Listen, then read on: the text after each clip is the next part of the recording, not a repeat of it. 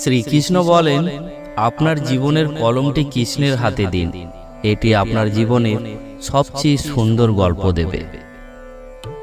এই পৃথিবীতে এমন কোনো ব্যক্তি নেই যার সমস্যা নেই, এবং এমন কোনো সমস্যা নেই যার সমাধান নেই। এই পৃথিবীতে দেখার মতো অনেক সুন্দর জায়গা আছে, কিন্তু সবচেয়ে সুন্দর জায়গা হলো বন্ধ চোখে মনের ভেতরে তাকানো। জীবনে লক্ষ্য স্থির রাখা আবশ্যক, কারণ লক্ষ্যহীন জীবন মানুষকে ভুল পথে চালিত করে। লোভ, ক্রোধ, হিংসা পরম শত্রু, যার উপর নিয়ন্ত্রণ না থাকলে মানুষের মৃত্যু অনিবার্য। ইন্দ্রিয় থেকে প্রাপ্ত আনন্দ প্রথমে অমৃতের মতো হলেও শেষ পর্যন্ত এটি বিষের ন্যায় ক্ষতিকারক হয়ে ওঠে, যা কেবল মানুষের জীবনকে পাপে পরিপূর্ণ করে। মানুষের কামনা ও বাসনাই হল প্রভূত দুঃখের প্রধান কারণ। জন্মের সাথেই মানুষের মৃত্যু নির্ধারিত, তাই নিজের কর্ম করো, যা অনিবার্য তার জন্য দুঃখ করো না। জীবন ধারণের জন্য প্রয়োজনীয় কর্ম অবশ্যই সম্পাদন করো, তবে বিনা অহংকারে, বিনা লালসায়, বিনা হিংসায়।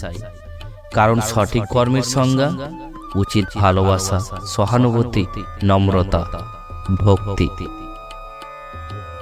জীবনে কর্ম করে যাও, ফলের আশা করো না। মনের স্থিরতার জন্য শান্তি, ভদ্রতা, নীরবতা, আত্মসংযম, পবিত্রতা এবং শিক্ষা আবশ্যক। কেবলমাত্র স্বার্থত্যাগই হল আনন্দ ও সন্তুষ্টির একমাত্র সহজ পথ। জড়বস্তুগত সুখ সর্বদা ক্ষণস্থায়ী। কেবলমাত্র ঈশ্বরের প্রতি আত্মসমর্পণ এবং ভক্তি হল অনন্ত সুখের একমাত্র পথ। নিজের মনকে সর্বদা কর্মের উপর স্থির করো, কর্মফলের উপর নয়। লোভ, ক্রোধ, হিংসা যা হলো মানুষের সবথেকে বড় শত্রু। নিজের অজান্তে জীবনে সবচেয়ে বেশি মূল্যবান জিনিস সময়ের ক্ষতি করে, কারণ সময় হলো পরম ক্ষমতাবান, যা কারোর জন্য থেমে থাকে না।